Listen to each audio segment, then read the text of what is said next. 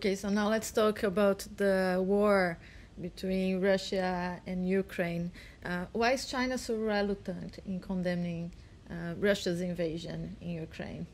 You know, I think this is one of these big narratives that have really percolated internationally, that China is in some way supporting Russia, or that China and Russia are, you know, and this is going back to some old terminology, but it's certainly something that's trying to be that's being kind of presented in some corners of the West. There's some sort of axis of evil, right? I mean, we saw all this incredible negative discourse against China in the last several years. I mean, some of the worst allegations that you can make against a country, right? The idea that they are practicing genocide, for example, that they're practicing slave labor. These are the sorts of things that we generally associate with Nazism, right? And of course, these things aren't happening in China, but this is something that's, you know, really become prevalent in a lot of international media. And so, you know, when you have that kind of narrative that has attached to China, and then you have this new narrative, right? Or it's not really that new of a narrative. You know, we had seen for many years this demonization of Russia. And we should add from a very sort of incredible double standard, right?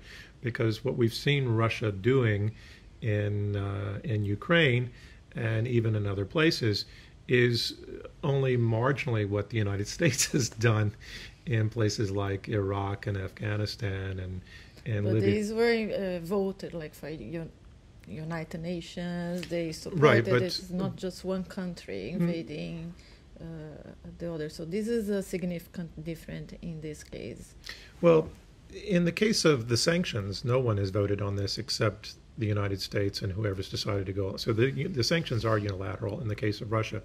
In the case of war in Iraq, this was based on what is later determined to be lies, that this was a case that was presented to the United Nations Security Council, to the United Nations. It was based on fake information that had been generated by the CIA. So, you know, I think we should be cautious about this. And then if you look at other things like the assassination of the Iranian general by Trump, and, you know, all these the drone campaigns, none of that was really sanctioned by the UN, right? So I think if you look at cause and effect, if you look at outcomes, here's the bottom line. China has close relations with both Ukraine and Russia. And in terms of the war in Ukraine, it's costing China a lot. China has a lot of investment in Ukraine that's now endangered. They had a lot of Chinese people there. Those have now all been evacuated. And China has close relations with Russia. And of course, these relations now may be costly to China as well. But of course, China is also susceptible to cost push inflation, food inflation, all this inflation that we're seeing associated with oil and wheat prices rising. We also saw in the immediate aftermath of the conflict, the RMB value rising. I haven't looked at the numbers in the last couple of days, but we know as the RMB goes up, this hurts exports, right? We know that any costs related to production, this also hurts Chinese manufacturers. We know that as we have inflation overseas, it means they'll be buying less products from China. So all of this is going to be very, very costly to China itself. In addition to what we're seeing now from the United States, which, you know, the United States threatening China with sanctions if they support Russia. Now, again, to be clear, China it took China, I think, a week or two to kind of figure out what was happening and how to understand this in the context of Chinese foreign policy principles. And China's position has been has now, I think, emerged very clearly. First, they are sympathetic to Russia's security concerns. There were significant security concerns related to NATO's expansion that China recognized as being valid, but China has not endorsed nor supported the war in Ukraine, right? Their position has been neutrality. They are providing humanitarian assistance to Ukraine. Xi Jinping has called for maximum restraint to limit the loss of civilian lives. And everyone realizes that this is creating instability and uncertainty that is not really in the best interest of anyone at a time when the world is still trying to recover from COVID and maybe marshal efforts for cooperating on climate change. Yeah. From my understanding of China foreign policy, what I know, like China really focus on domestic issues and regional issues. Like for China, if you do something in the Chinese Sea or something with Taiwan, then the government will be really upset and be more aggressive. But overall, China really focus more on domestic market. We just talked about the COVID, so China has some challenges inside China to take care. But going back to my question, why China is so reluctant in condemning Russia's invasion, you started with some comments on the Iraq, Iran. This is your comment, or the Chinese government also bring these issues into consideration? The Chinese government's position very simple, that as you're right, that they try to avoid direct involvement in other people's conflict, right? And they have made it very clear that they are opposed to the sanctions regime, right? So maybe the way to focus this question is say, why didn't they vote to condemn it in the United Nations Security Council, right? And the answer here is because China is trying to maintain neutrality. It has friends in Ukraine and it has friends in Russia.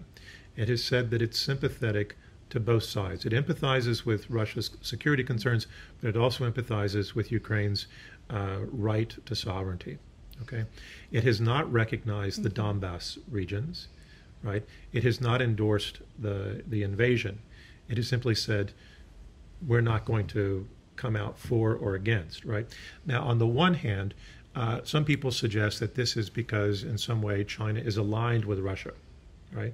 China has a friendship treaty. They do a lot of trade with Russia. This is an issue. From another perspective, China believes that this preserves its capacity to be a mediator, right?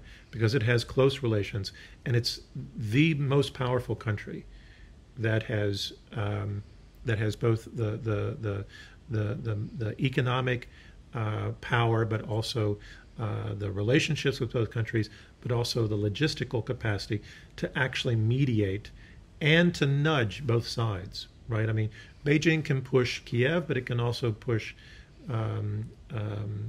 Moscow. And I don't think any other country has that capacity right now, right? The only other country that comes close, marginally perhaps, is Turkey. But Turkey's a member of NATO, and Turkey closed the Black Sea, right? And we know that they've been hosting some negotiations there, but those negotiations haven't really borne much fruit. Maybe they will, but China has preserved itself to be able to mediate. But in addition to this, I think China recognizes, as do other countries, perhaps Brazil, Indonesia, India, the UAE, and a lot of other countries that have not supported the sanctions thus far. I don't know if Brazil's changed its position in recent days, but there's this understanding that this is not just this isn't just an effort to dissuade Russia, but it's actually almost a total economic warfare against Russia, and that this is this isn't just about trying to limit what's happening in Ukraine, but actually destroy Russia, and that strikes a lot of people as very dangerous, and maybe not the right path to take, and because is that really what we want? Do we want to destroy Russia and all the instability that can come from that? But more importantly, that this sets a precedent, right, for what could happen to China or Brazil if they do something that the United States doesn't like or Europe doesn't like. At the same time, that this may actually be making the war worse, right? China wants both sides to work it out. You know why China haven't started yet to participate as a mediator? Oh, they've volunteered, and they have been dialoguing with the United States about it. They've been dialoguing. Xi Jinping had a video conference with the French president and the German chancellor. They have made overtures to both Kiev and Moscow, willing to serve as a mediator. But you know, people have to accept it. I think China wants to be assured that the United States isn't going to play a spoiler. You know, so everyone, because this for Russia, this isn't just about negotiating with Ukraine. This is about also negotiating with Washington, right? Because a lot of its concerns were directed at Washington, and a lot of the negotiation originally didn't involve Ukraine at all. It was between Biden and Putin. So this is a much more complicated thing, and you have to have all these other powers, not just Ukraine and Russia, that are willing to have China play this sort of role. And my sense is Washington isn't very excited about that. Yeah, but do you think we can trust that? You mentioned we know a lot about China's friendship with Russia. You just mentioned China is also friend with Ukraine. So this, you believe we can trust China as a mediator? I think that I think that in the case of mediation, if China had that opportunity, right, that China would be very, very aware that the whole world was watching China, and that the cost of not fairly mediating that conflict would be much higher than tipping to one side or the other, right? Because in a certain sense, this would be China's first big moment, as you know, in what Xi Jinping calls the new era of China as a major power, right? And I think they would tread very, very lightly in that kind of negotiation. Some people have suggested, because China doesn't have much experience doing this, that maybe they wouldn't be a very good negotiator. My guess is they would probably be pretty good, because they have maintained their neutrality, and they would be more cautious. Yeah. And they are interested, as you said, in putting an end in this conflict, not only because of the humanitarian costs, but also the economic costs. China's economy is also suffering with the sanctions. Right. What are the implications so far here for the business in China? Well, you know, one of the things that we have to remember is that Russia has been under a sanctions regime since, you know, 2014 or 2015. Mm-hmm. And so a lot of Chinese businesses and Chinese banks have been dealing with this reality for a long time. And they have worked out ways to limit their exposure, right? So if you look, there were only a few banks in China that are directly connected to Russia, okay? And there were other ways that they were handling accounts clearing. So I think the first thing is that we've seen a lot of people have already prepared themselves, maybe not for this worst case scenario, but they had already constructed business models and ways of transacting that were going to limit their exposures should something come along. The bigger question is whether or not Chinese businesses are going to go along with U.S. sanctions should it come to this. And I think one of the things, there's kind of a secondary topic here, because we've seen this story in the Western press that Russia has asked China for military aid, and China says that's nonsense. And I find it a little hard to believe. I don't think China would not do such a thing. Firstly, I don't think Russia needs military aid from China. That's, I think, the first fiction. Secondly, I don't think they would be silly enough to ask for it, because it seems that they don't have good, from all the stuff that we were seeing from the United States, it seems like the U.S. really had a lot of intelligence on what they were doing. So I don't think they would ask. And even if they did ask, the biggest reason I don't think they would ask is because they know China wouldn't provide it. Okay, but I don't think they need it, right? And you don't ask questions that are going to get negative responses, because that, you know, undermines a lot of things. So, but that's been the question that's been percolating in the West, is whether or not China is going to provide military assistance. And then that's being immediately linked to the idea of whether or not China is going to follow the sanctions, right? And then the United States is saying, we're going to threaten your businesses. Well, on the one hand, I find that this is kind of a silly conversation because I don't know because the U.S. seems to be playing a double game because they've been asking China for some help, but at the same time threatening China. And there was an old term for this in Chinese foreign policy. It's called the two-handed approach, right? On the one hand, you have your hand out, and you have the other hand drawn back in a fist, right? So, and this is what China is feeling. No, China has a term for that. They say the American two-handed approach: one hand extended in greeting, the other pulled back in a fist. And one of the things that we've seen with what Xi Jinping calls the new era is that the two-handed approach doesn't work anymore. What is the new era? Well, the new era is that China now has reached a certain threshold in its development. It has a certain confidence in its path. It believes that it has, if we were to frame it in immediate terms, it believes, and this is my interpretation, it believes that it has closed the gap, like this gap that had existed between it and the United States, sufficiently enough that it no longer has to dance so much to Washington's tune. And we see this, I think, on a lot of different fronts. The U.S., China not complying with U.S. demands vis-a-vis the trade war, China pushing back against, and I don't know that a lot of people really understand what's happening in the South China Sea, but this is really pushing back against American subs in the South China Sea and American subs on the Chinese continental shelf. The attempt to try to push to create a sonar net so that Chinese boats and subs can reach open water before they're picked up by the United States.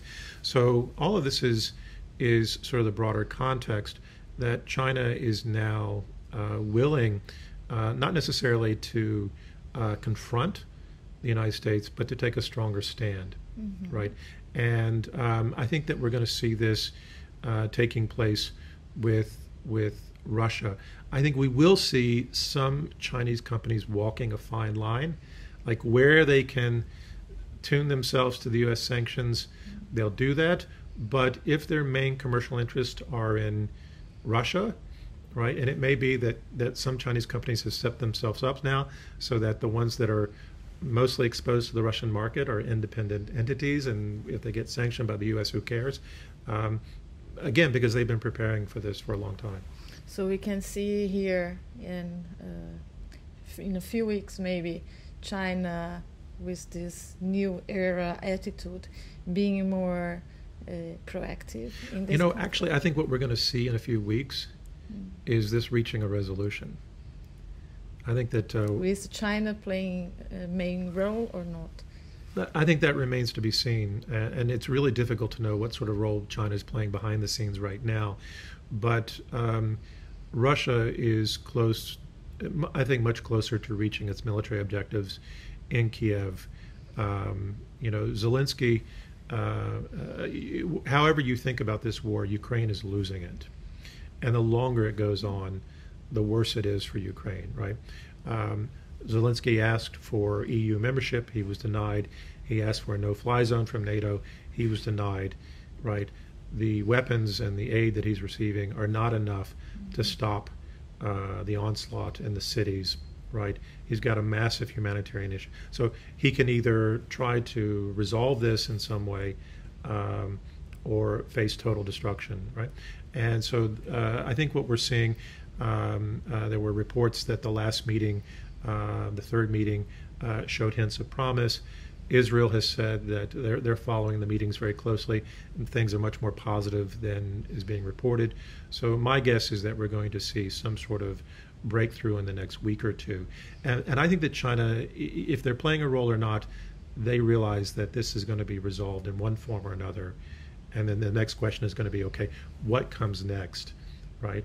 But I think once the fighting stops, the whole question of sanctions and their effect on China, maybe not Russia, that conversation shifts significantly. Yeah. So China is also suffering impacts from these sanctions, or not yet.